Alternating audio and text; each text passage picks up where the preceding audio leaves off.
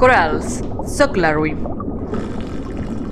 Avui, a Bombolles, parlem de l'ampliació del Port de València i com aquesta afecta als nostres companys marins. Corals, jo la veritat estic molt trista.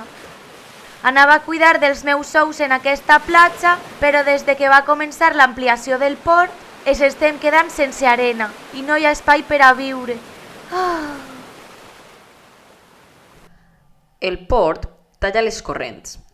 L'arena s'acumula a la Malvarrosa i fuig de Pinedo. Molta gent va eixir al carrer per a posar-se a l'ampliació.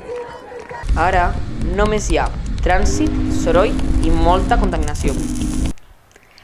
Este seria el futur ideal. Corals, estic tan contenta. Mireu com gaudixen els meus xiquets a la platja.